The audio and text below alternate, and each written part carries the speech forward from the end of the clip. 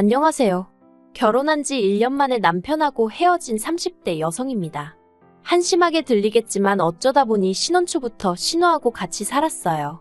그렇지만 남편과 헤어지게 된 건 전적으로 신우 탓만은 아니에요. 사실 저를 제일 미치게 했던 건 매사 어정쩡하고 확실한 입장을 취하지 않는 남편이었지요. 그게 저를 위해서가 아니라 시댁 식구들을 위한 건 너무나 당연한 사실이었고요.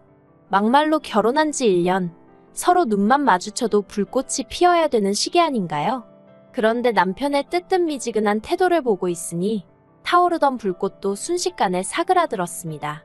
그리고 초장부터 이런 결혼 생활을 앞으로 좋게 30-40년은 이어가야 한다 생각하니 너무 까마득했어요. 그래서 이혼하자고 했더니 어머님은 저더러 오누이간의 우애를 다 끊어놓는다면서 나갈 거면 난리법석 부리지 말고 조용히 나가랍니다. 제가 누구 좋으라고 조용히 나가나요? 어머님도 신우도 이런 사연 듣는 거 좋아하던데 꼭 이 이야기를 듣고 반성 좀 했으면 좋겠습니다. 아들 인생, 오빠 인생 망친 건 당신들이에요. 남편하고는 사회생활을 하면서 알게 된 사이예요. 일적으로 만난 사이였는데 연인 사이로 발전하게 될 줄은 몰랐지요. 하지만 부지불식간에 서로 마음이 통해서 알고 지낸 지 6개월 만에 진지한 만남을 시작했어요. 그리고 당시 둘 다 이미 홍기가 가득 찬 나이여서 바로 결혼 이야기가 나왔습니다. 그래서 제 나이 34, 남편 나이 36의 부부의 연을 맺게 되었네요. 결혼 당시 남편은 남편대로 저는 저대로 자취를 하고 있었어요. 남편이나 저나 소위 시골이라고 불리는 서울에서 제법 떨어진 지역에서 올라온 사람들이었거든요. 다만 차이가 있다면 남편은 자기 빌라에서 살고 있었고 저는 오피스텔 전세로 살고 있었다는 거지요. 그래서 자연스럽게 남편 빌라에 제가 들어가서 사는 걸로 이야기가 되었어요. 그렇게 된 데에는 어떻게 보면 그렇게 될 수밖에 없던 이유가 있기도 했는데 남편은 그 빌라를 투자 목적으로 샀다고 했습니다. 원래는 아파트를 사고 싶었지만 아파트는 너무 비싸니까 비싼 아파트 단지 근처 빌라라도 사면 시쳇말로 부스럭이라도 주워먹는 식으로 집값이 동반 상승하지 않을까 그런 기대를 했었다대요. 그런데 하늘 높은 줄 모르고 쭉쭉 올라가는 아파트와 달리 남편이 산 빌라는 오히려 가랑비에 옷 젖듯 조금씩 떨어지기 시작했고 게다가 그 빌라가 방 3개에 화장실 2개로 남편 혼자 살기엔 집도 크고 관리비도 부담스럽고 무엇보다 남편 회사에서 멀거든요. 그러니 정작 자기는 회사 근처 고시원에 살면서 그 빌라는 전세를 줬었다는 거예요. 그런데 세입자가 갑자기 사정이 생겼다며 나가겠다고 하니까 새로운 세입자를 구하려고 했지만 그마저도 여의치가 않았고 그래서 어쩔 수 없이 남편이 회사 근처 자취방에서 나와 빌라 생활을 시작하게 된 거지요.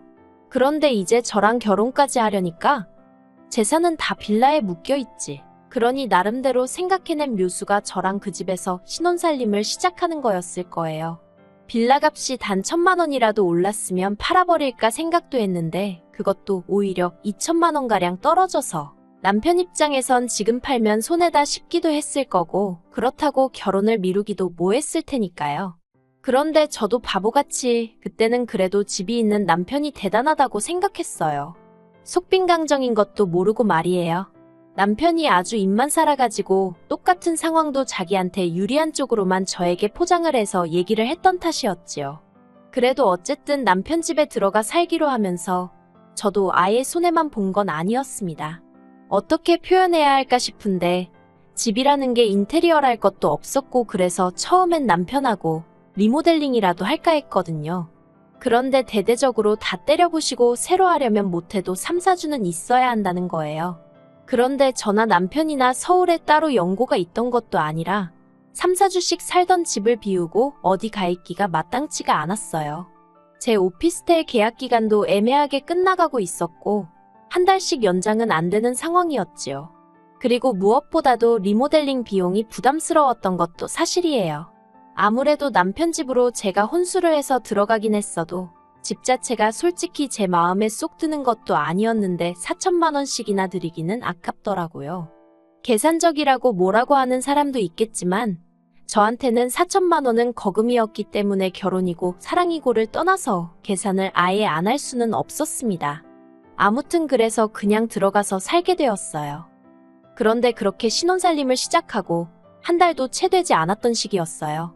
하루는 어머님 아버님이 연락도 없이 저희 집에 오시더니 할 이야기가 있다고 하시더라고요. 그건 바로 신우에 관한 이야기였습니다. 신우에게 남자친구가 있다는 사실은 알고 있었어요. 정식으로 소개를 받은 적은 없었지만 저희 결혼식에 남자친구를 데리고 와서 친인척분들께 인사를 하고 다니는 모습을 보고는 저 혼자 속으로 짐작은 하고 있었지요. 그런데 알고 보니 결혼을 생각하고 있을 정도로 진지한 사이였던 모양이에요. 남자는 서울에서 나고 자란 사람으로 직장도 서울이었던지라 그쪽 집안에선 식도 신혼집도 서울에서 하길 바란다는 이야기를 전하시며 그래서 말인데 저희더러 신우가 시집갈 때까지만 데리고 있으라시대요. 신우가 결혼 준비부터 시작해서 이것저것 챙길 게 많은데 매번 기차를 타고 다니게 할 수는 없는 노릇이지 않냐시면서요. 솔직히 당황스럽고 내키지 않았던 게 사실이에요. 이제 신혼의 단꿈이 막 시작되었는데 남편은 어떻게 생각했는지 몰랐어도 제 입장에선 신우가 불청객처럼 느껴졌거든요. 하지만 제가 목소리를 내기에는 굉장히 애매한 상황이었습니다. 어머님 아버님이 대놓고 말씀은 안 하셨지만 어쨌든 집을 당신들 아들인 남편이 전적으로 해왔으니 남편의 여동생이 좀 와 있는 게 무슨 문제겠냐고 당연히 와 있을 수 있다고 생각하시는 눈치였거든요. 그리고 하다못해 남편이라도 나서서 그건 그거고 이건 이거다라고 딱 정리를 해주면 좋겠는데 그런 액션도 딱히 취하질 않았고요. 그래서 이래저래 약간은 울며 겨자 먹기로 알겠다 했습니다. 그리고 그렇게 신우가 저희 집에 들어오게 되었는데 초반에는 결혼 준비에 필요한 상담도 받으러 간다 어쩐다 신이 나서 돌아다니더니 언젠가부터 그런 얘기가 전혀 들려오질 않대요. 다만 퉁퉁 부은 눈을 보고는 어느 정도 이유가 짐작이 가긴 했지요. 하지만 굳이 따로 묻진 않았어요. 시부모님도 가타부타 뭐 말씀도 없으셨고 파토 났던 거예요. 그런데 진짜 문제는 결혼이 무산되었음에도 불구하고 신우는 도통 내려갈 생각이 없는 눈치였습니다. 그래서 제가 어머님 아버님께 조심스레 앞으로 신우의 계획이 어떻게 되는지 혹시 들은 바나 아시는 바가 있으신지 여쭈어 보았지요. 그랬더니 어머님이 속상해 죽겠다면서 구체적이진 않지만 선보고 결혼해서 빨리 나갈 거라고 조금만 참고 기다리라 하시더군요. 그런데 신우 나이가 33으로 솔직히 어린 것도 아니었어요. 그렇다고 능력이 특출났던 것도 아니고 피아노 과외를 하고 있었는데 그걸로 자기 먹고 쓸 돈이나 충당하는 수준으로 버는 눈치였지. 저희 생활비에 보태라고 단돈 10만 원도 내놓은 적이 없네요. 어머님 아버님이나 남편은 한가족끼리 무슨 돈을 받냐는 시기였지만 솔직히 저는 아무리 그래도 성인 여성이 남의 집에서 얹혀 사는 상황이면 어느 정도의 성의는 보여야 한다고 생각했거든요. 그런데 오히려 그렇게 생각하는 저를 야박하고 쫌스럽단 식으로 몰아가길래 더 말도 안 하고 못했습니다. 그러다 한 번은 남편이 뼈있는 농담처럼 집주인이 괜찮다는데 뭘 그러냐며 저에게 웃었는데 제 귀에는 네가 이 집에 해온 게 뭐가 있냐고 꼽을 주는 것 같기도 했고 자격지심이었는지도 모르겠네요. 아무튼 당시에는 나서지 말란 소리로밖에 안 들리더라고요.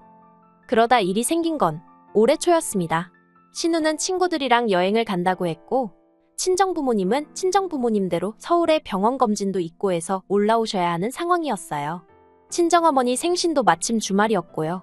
그래서 제가 친정부모님께 그러면 병원도 다녀오시고 저희 집에서 제가 생일상을 차려드릴 테니 그것도 드시고 이틀 정도 계시다 가시라 했지요.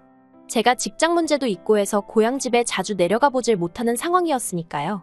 참고로 집에는 비어있는 방이 하나 있었고 가끔 시부모님이 오시면 주무시고 가시기도 하셨습니다. 그런데 저희 친정부모님이 올라오기로 되어 있는 날 신우가 왜인지 아침부터 입술을 대빨 내밀고선 집안을 들쑤시고 다니더라고요. 그리고는 기어이 11시쯤 나간다더니 안 나가고 있는 게 아니겠어요. 친정부모님 오실 시간은 다 되어 가는데 안 되겠다 싶어서 아가씨 안 나가냐고 물었습니다. 그러자 신우가 같이 여행 가기로 한 친구들과 싸웠다면서 기분 더러워서 안 갈 거랍니다. 그러더니 지방으로 쏙 들어가서는 방문을 걸어 잠그더라고요. 생각지도 못한 불편한 상황에 제가 이를 어쩌나 싶어 발을 동동 구르던 찰나 친정부모님이 오셨습니다. 어쨌든 친정부모님을 그냥 돌려보낼 순 없었으니 집 안으로 모셨어요. 그리고는 준비한 음식을 꺼내 점심 식사를 차리고 남편과 저 그리고 친정부모님까지 모여 앉았지요. 방에 신우가 있는 걸 뻔히 알면서 저희 넷이서만 식사를 할 수는 없었으니 신우더러 아가씨도 나와서 같이 먹자고 방문을 놓고 했고요. 그런데 신우가 대뜸 짜증나게 말 시키지 말라면서 음식 냄새나는 거 비위상하니까 빨리 먹고 치워요 그러는 겁니다. 순간 황당하기도 하고 민망하기도 하고 화가 솟구치대요. 100번 양보해서 저한테 말본새가 그 모양인 건 참는다 쳐도 저희 친정부모님이 오신 걸 뻔히 알면서 나와서 인사 안 한 거. 그래 사돈지간이니까 윗사람 아랫사람이 어딨냐고. 왜 내가 먼저 인사해야 되냐고 따진다면 그것도 100번 양보한다 쳐요. 하지만 아무리 그래도 저희 부모님이 어른이고 손님인데 지 기분 나쁘다고 방문에다 대고 새언니인 저한테 악을 써대는 게 정상인가요? 그러자 저희 친정어머니가 괜히 당신들이 와서는 사돈처녀가 편하게 쉬지도 못하게 되었는가 보다며 어찌나 민망해하시던지 너무 속이 상하는 거예요.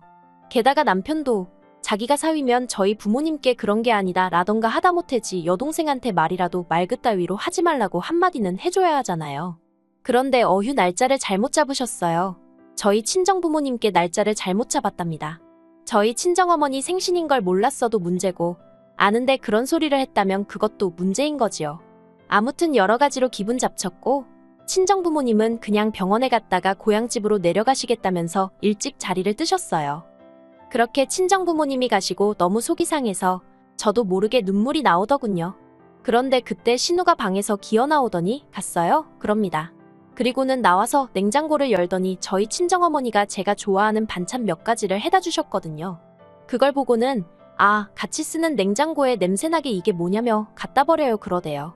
정말 짜증이 나서 같이 쓰는 게 아니라 아가씨가 얹혀 쓰는 거니까 조용히 해요 하고 저도 한마디 쏘아붙였습니다. 그러자 신우가 언니 지금 뭐라고 했냐면서 오빠 가만히 있을 거야? 한마디 해야 될 거 아냐? 그리고는 갑자기 울더라니까요. 그리고 그걸로도 부족해 신우가 시부모님께 연락을 드려서는 앞뒤 얘기는 다 잘라먹고 제가 자기더러 얹혀 사는 주제에 조용히 쥐 죽은 듯 살라고 했다 뭐 말을 그렇게 전했더군요. 시부모님이 저더러 그게 사실이냐며 당연히 사실이 아니라고 말씀드렸지만 애시당초 들으실 생각이 없으시대요. 아무튼 아무리 그래도 그렇지 어떻게 그런 소리를 하냐면서 저에게 섭섭하다 서운하다. 그리고는 이내 하시는 말씀이 나는 너 빈몸으로 시집왔어도 별말 안 했다. 한 식구다 생각했으니까 흠이 좀 있으면 어떤가 그렇게 생각했답니다. 그런데 너는 왜 네 신우를 품어주질 못하냐면서 평생 같이 살라는 것도 아니고 신우 시집 갈 때만 데리고 있으라는 건데 하시며 온누이 정이라는 게 다 뭐냐고 너가 기어이 애들 사이를 끊어놓을 셈이냐고 별의별 소리를 다 들었어요. 그래서 제가 어머님 떨어 온누이 정이고 나발이고 이러다 부부간 정부터 상하게 생겼다 대꾸했습니다.